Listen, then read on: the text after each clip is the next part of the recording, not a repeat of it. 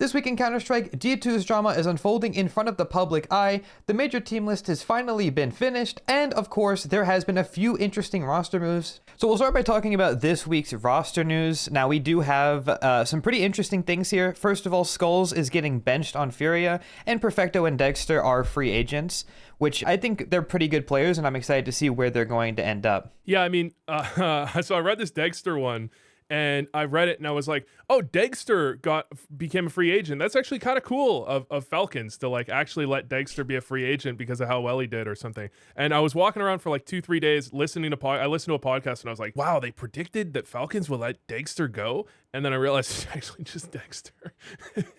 Yeah. He actually got engaged also, which means he could actually be a real father soon, by the way.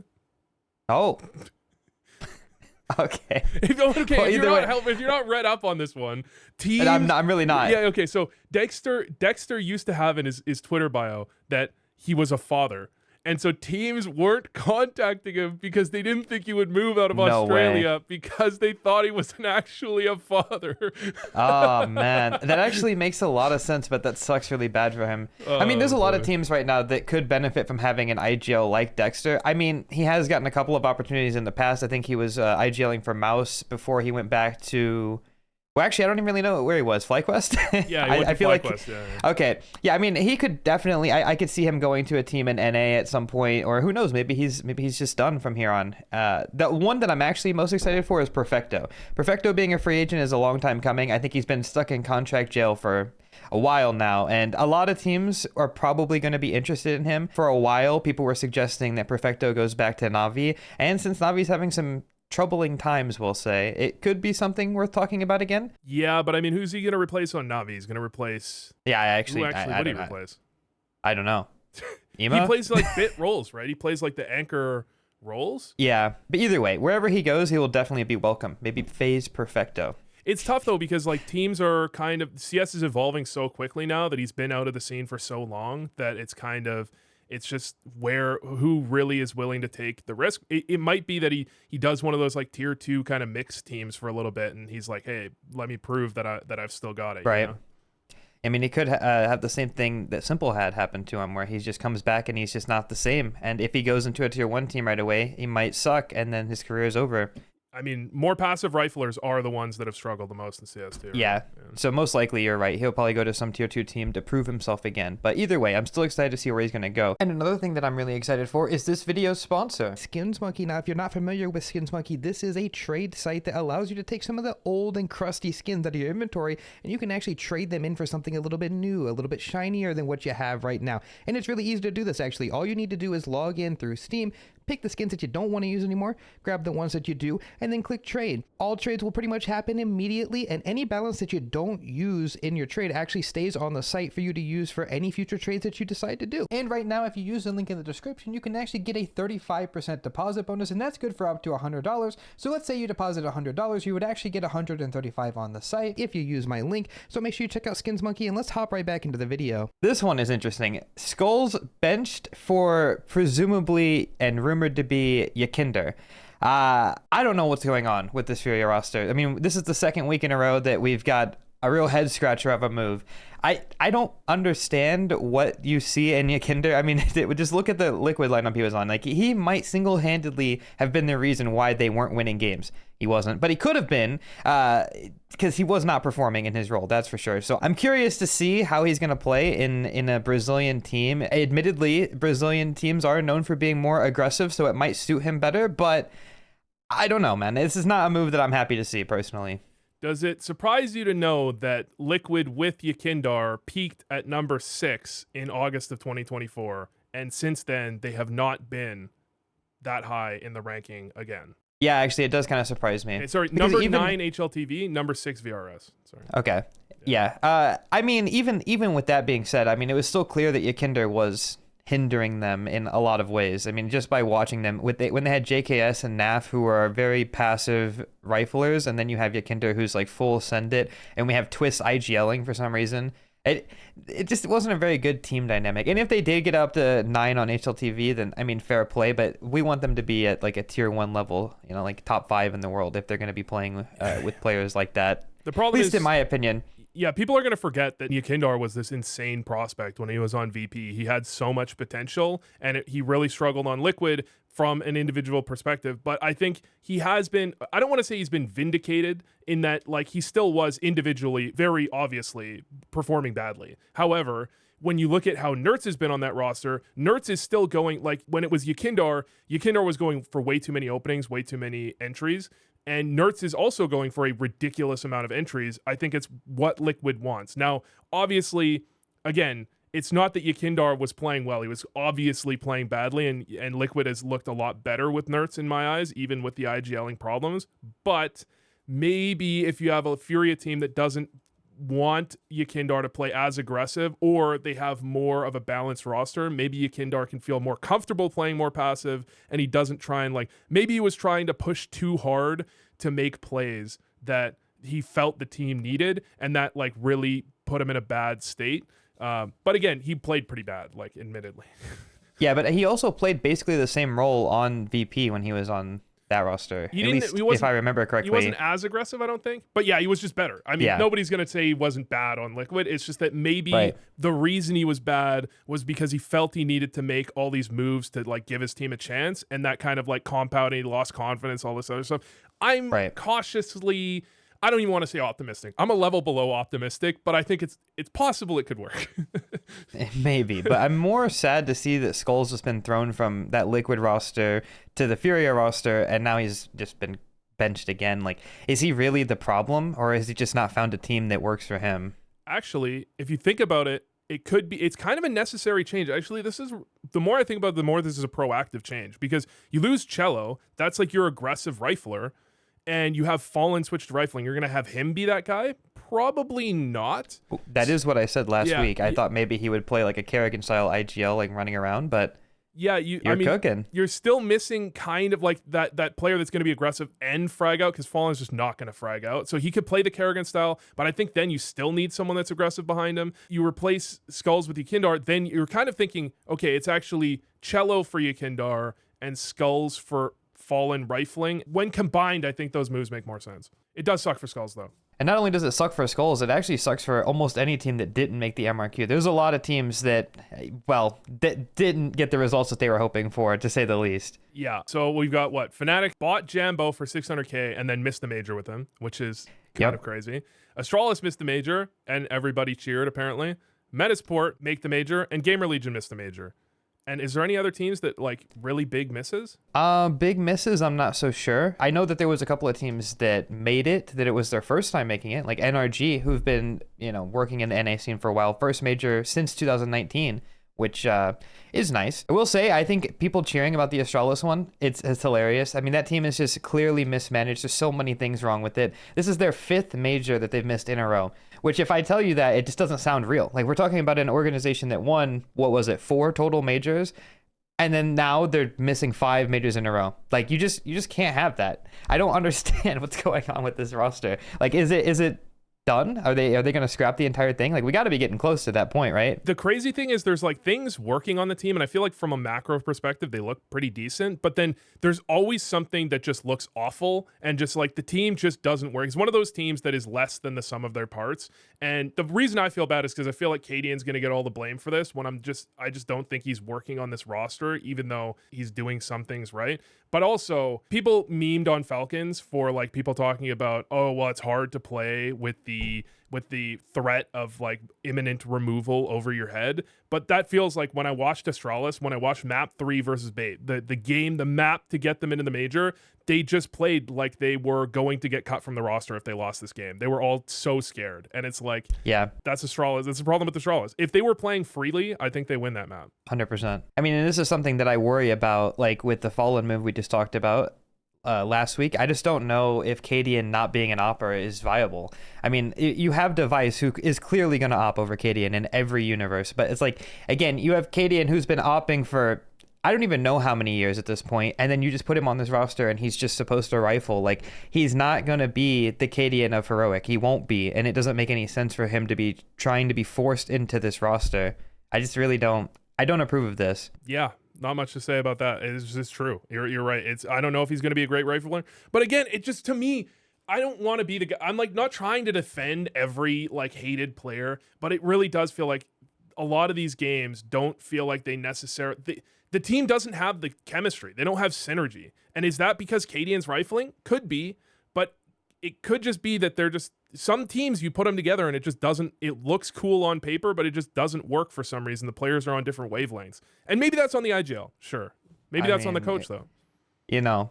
They do have the stabby combo on the team with the player they cut. I mean, there's got to be something weird going on here, right? Like maybe that's what it is. Maybe it's just like some resentment held over from a previous roster, right? Like it could be something petty like that. But either way, I expect Astralis to make some significant changes before the next season starts. Give me your one change. Give me one change that you would make. The salaries don't matter, buyouts don't matter. One change. I mean, let's say Kerrigan does get removed from FaZe at some point in the near future. I think it's clearly like that's something that you want to do. Or Hooksy to Astralis. This is a move that would absolutely be memed on, but I think it would actually work. Yes, I agree. Yeah, 100%. I mean, he can't be worse than Cadian rifling. No, he can't be. And then it just makes sense. Yeah, I'm down. Let's give it a try. Everyone else on that roster, like they're maybe Stown is questionable, but everyone else is kind of performing at a level where it's like, do you really want to cut them? Yabi's doing reasonably well. Stairs doing great. Device is doing great. Like, what else are you going to do? It does make sense to just change the IGL. And clearly they want to stay with an all Danish lineup, 5 people from the same region. Something we don't see a lot anymore, but something we do see with this new Metasport roster, which is the first full Swedish team to make a major since, 2019? What was even that roster before? Was it like some Fnatic roster that made it? I think it might have been the Brawlin NIP roster that made it. Right. Something like that. But it's crazy that we don't see a lot of like regional teams, making teams with 5 anymore. And I'm really happy for them. I mean, they're a team that's been grinding out tier 2 for a while, and they make the major. It's good to see Swedes back on the map. They're one of the teams in tier 2 that when I was looking at demos, like when I was coaching the last time I was looking at demos, it was Metasport was one of the teams I looked at and was like, they're a team in tier 2 that's not trying to do, it feels like, all these crazy things that it's like their style is unreplicatable. It felt like they were playing really good CS. And I'm like not surprised to see them do well. Yeah, I mean, and that makes sense, right? They have an IGL like Hampus who has been around for a long time. I think he has a lot of respect among the players. They have some players with some tier 1 experience as well. And then they have a couple of new guys. And I think that that's the best way to make a team in the long run. Something that we aren't seeing that much anymore, like with Fnatic buying a player and just trying to make him work. And they've done this for years and years now. So they bought Jambo for 600K after Passion UA made a top 16 at the major. They were kind of new, and then they picked up Jambo. A lot of hype around his name, and they put him in this roster, and they don't even make the major, so they're not getting a return on their investment. I don't even know what the Fnatic roster is, so forgive me. I'm actually going to look this up. Blamef, Crims, Fear, Jambo, and Maddie's. And actually, they picked up Fear from Passion as well. I didn't even know that. Yeah. Wow. Yeah. And they played with Borup for the MRQ, though, not Crims. Yeah, instead of Crims. Yeah. But I mean, if you look at their route, like how they lost, it's kind of a pretty respectable route. They got destroyed by BC Game in a best of 1. That happens. BC Game is a team that can show up and just destroy people. I understand. They're playing with a stand-in. They beat Gamer Legion, who, by the way, missed the major also. We're talking about that. Then they lose to Bet Boom and they lose to Ents. And it's like, is that really a series of losses that you can say is like crazy bad for them? I mean, they're one best of 3. They only have one best of 3 and they lose 2-1 to Ents. Like, that's not crazy at all. MRQs are they're really weird right now, right? Like having 3 best of 1s and then immediately into an elimination best of 3 is definitely not great. And speaking of which, they also had to play Gamer Legion, who suffered from the same thing. Gamer Legion, clearly a new roster, looking really solid. They picked up Rez from NIP, and they also don't make the major. Because they lost, 2 best of 1s and then had to try to battle back through best of 3 hell to make the major. I mean, it really just begs the question of like, is this format something that we want to keep around for the next major? If it's online, dude, you can play all best of 3s. There's really no reason not to be all or almost all best of 3s, because even though best of 3s aren't random, you can just have a bad day. You can just have a team that shows up that just has a really good day, or you just match up badly against them. And it's like best of 1s are very inconsistent. They're very volatile in terms of the outcomes. But then you go into a best of 3. I think they had to win. If you went 0-2, you had to win 6 best of 3s, I think, to get to the major. It's actually unbelievable. It's actually crazy. And the question I'm having is like, should MRQs even exist? Should we just be all through the VRS? Well, MRQs are technically taking the place of the RMR that we used to have on land before. They're like some weird qualifier, but instead of the RMR, we have an entire new stage. I remember back when I first started watching CS, the major was only 16 teams. And somehow now the major is 32 teams because they first added the challenger stage, which was an extra 8 teams. Now they've added an entire other stage with 8 more.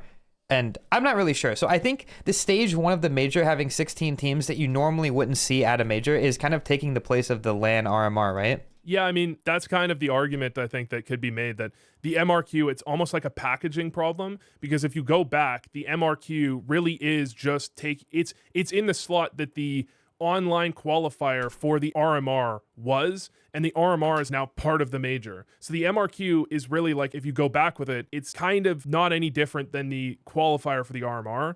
But I don't know. Yeah. Maybe the problem is that it's better to have more teams to major, and it's better to have the MRQ. I could see Valve just doing only VRS to get through to the major. I kind of like the MRQ. Just do it all BO3, man. Yeah, I mean, there's really no excuse, because if you're online, you can do best of 3s always. The reason you can't do all best of 3s at LAN always is just because, like, it's just not logistic. Like, you can't... Yeah. You can't have the studio and people there for 16 hours for a week straight, so that would make sense. But for online, there's really no excuse. I mean, especially to find out that the EU qualifier is the one that had best of 1s. I mean, I'm from NA. We were watching the NA one on my stream, and they were all best of 3s. I didn't even know that they had to play best of 1s for this. That's wild, actually. And one of the things about NA, so we were talking about this before, because when it comes to the RMR, it's like there are teams like... People will talk about one of my favorite things to bring up when people shit talk Kerrigan is that Kerrigan went to this crappy envious NA roster, and he actually would have made the major with that team if the RMR system, if the major was the size that it is now. And people use that as like a black mark. He went to NA, didn't even make the major in NA. And it's just kind of an interesting one that he would have made the major in the current format with Envious. And by the way, that roster was cooked. If you haven't seen it, it'll be on screen. Disgusting. I don't even know how Kerrigan would be expected to make a major with that roster,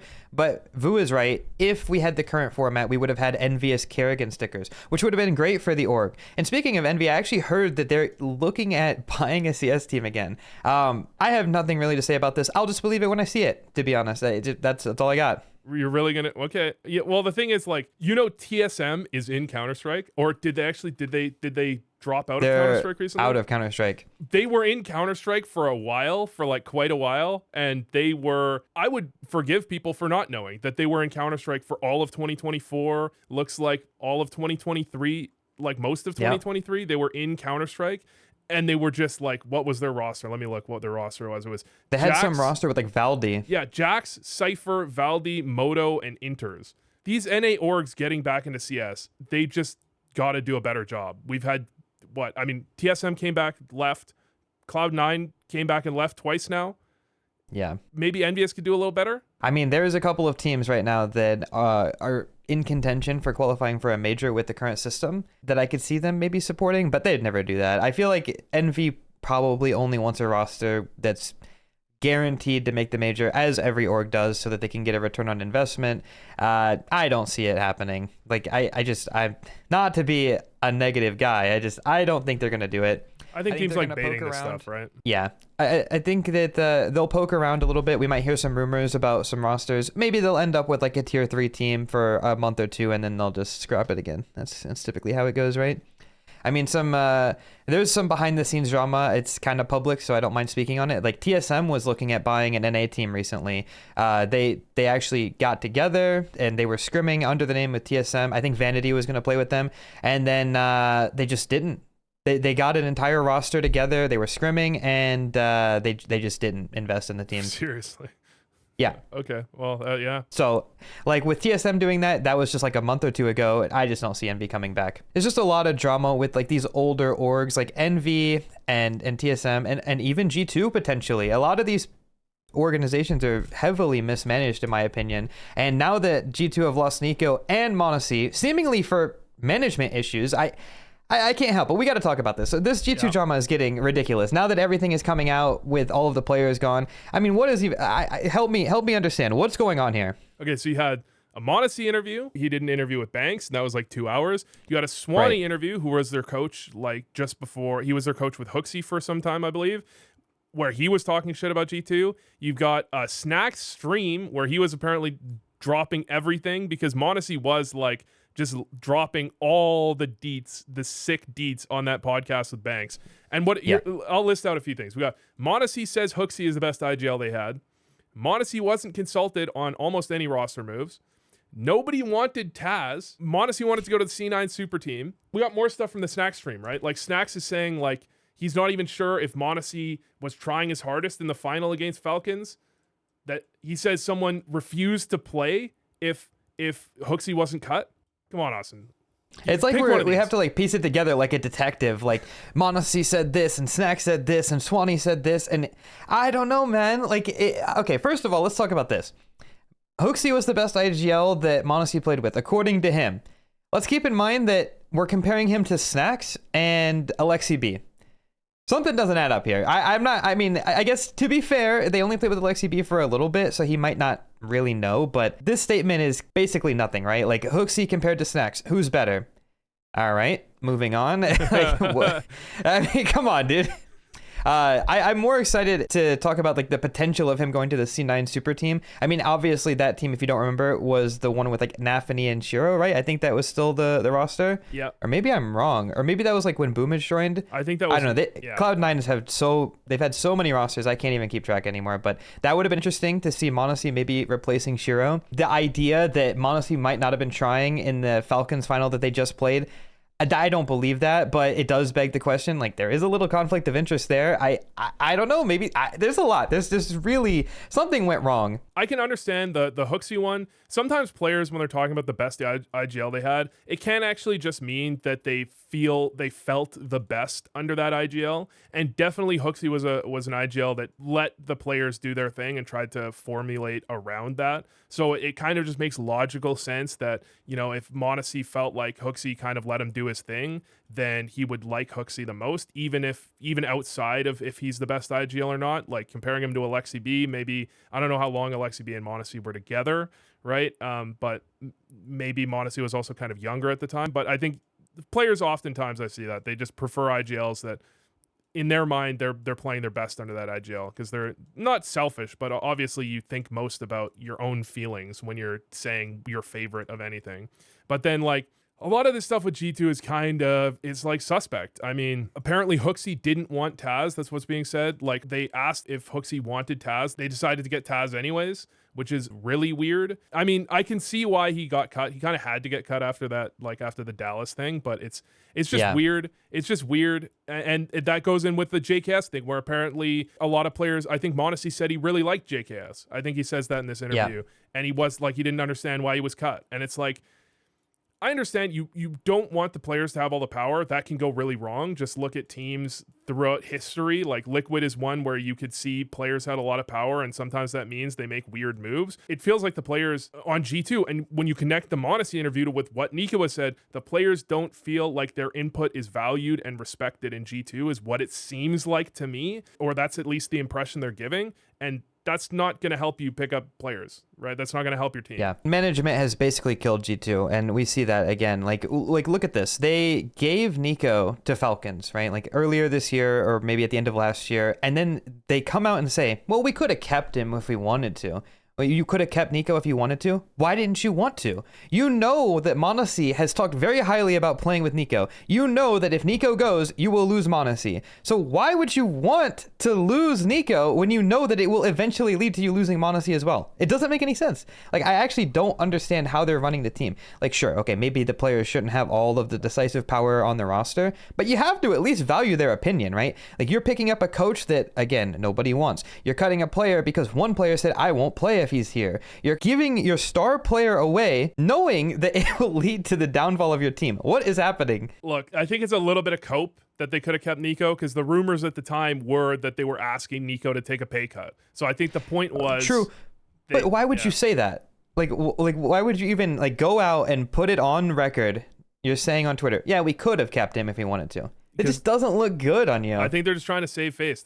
In their mind, it's just like, have you seen I don't think you follow basketball, but all the stuff with the Dallas Mavericks around trading their star player is like, they're trying to save face. They're trying to make it look like, oh yes, this was our decision. We didn't get beat out. Like, they don't want to admit it. That's what it is with the Mavericks, I think. And that's what it feels like with G2. They're trying to be like, oh yeah, well, we're still the biggest org. This was just us deciding to go a different direction. I don't know. It's just weird. If there was no reason to bring some of this stuff up, I feel like, from management. And obviously, Monacy's interview doesn't help G2, and it doesn't, I'm sure their management wants to respond, but at the same time, it feels like just keep your mouth shut, because all you're going to do is bring hate your direction, it feels like. But the one last thing I'll say about the player thing, where the players don't feel like their input is valued, I can accept that maybe their input is valued, but the problem is the players have to know that, right? And one of Nico's biggest things is he felt like he can build a winning team with Falcons. And I think he felt that way, not because of the money necessarily, but because he felt like they were going to listen to him. That I think someone mentioned that he had like a chat with their like GM and talked about direction of the team. Players, it's not about whether or not you value their opinion. It's about whether they feel like you value their opinion. And G2 is apparently not making their players feel like they value their opinions. That's very clear from an outsider's perspective at this point, which is how you know that there's a really big problem with G2. With all that being said, and the G2 drama being out for everybody to look at, all we can really say is what's going to happen with Falcons, you know? Like, they get to play their first event here. IEM Melbourne is set to start. It's actually going on right now after the video is posted. You can see how the Monacy Nico Falcons roster is doing. What's your prediction? You think they're going to be a top 4 team? Oh, I don't know. It's not a given. Technically, they will have to like do a little bit of filling in the blanks, having to replace Dexter and everything. I know Monacy's a good player, but if you don't know, like having to make up for all of the lost time with scrims and stuff, maybe they don't make top 4. But then again, it is Monacy. I don't know. I'll give them top 8 minimum. They'll make playoffs. At the major, at this event, I was thinking as a team. I mean, in general, are they in that? Are they going to be by the major? Are they going to be in that tier with Mao's Spirit? I guess Vitality is a tier above, but are they going to be close? Here's the problem, right? It's definitely possible, but you have to remember that with a team like Falcons, everybody's already kind of like looking at their next move. Like, this move that they made to pick up Monacy isn't even the final move that they're rumored to make. Like, we already talked about Kyusuke joining potentially after the major. So you go to this event and clearly performing like giving your best performance you've ever given isn't enough to keep you on the roster. So like, it's going to be looming over Tessus's head, maybe even Kixon's head at the major that, hey, this could be my last event here. I don't know. I mean, there's a lot that goes into this. So I'll say I still expect them to make top 8 at the major, but I wouldn't be surprised if they did worse than that. I think if we take the psychological stuff out of it, because I think you're right, I think they are on paper, based on what we've seen, considering the move, if we're just talking about the way the team looked before getting Monacy, and then you add Monacy for Dexter, how should that look on paper? They should be in that tier with those other 3 teams. I mean, you could say Vitality's in a tier above the other 2, right? But you could say they are in that tier of teams that should be showing up to events and competing, and they can win the odd event. They can beat Vitality maybe once in a while. Because I think the roster with Falcons, a lot of the time, it was just they didn't have a plan B. If Nico didn't have a great game, they didn't have a plan B. But if he was having a good game, it felt like they did a lot of things right. Well, now they got plan B. Plan B is Monacy, right? And imagine Zonic working with Monacy. Monacy is such... This is like Zonic... This is like thinking about Glaive with Kenny S. Like Zonic with Monacy. That just makes so much sense. Yeah, that's true, I guess. But I guess we'll just have to see. Realistically speaking, I mean, we already saw this roster. Like, Monacy and Nico have played with each other before. Like, we had them playing with that G2 roster for many years, and they never won a major. They won the odd tournament, like you said, but the only real difference is the supporting crew. I'm not so convinced. Fair enough. But that was This Week in Counter-Strike.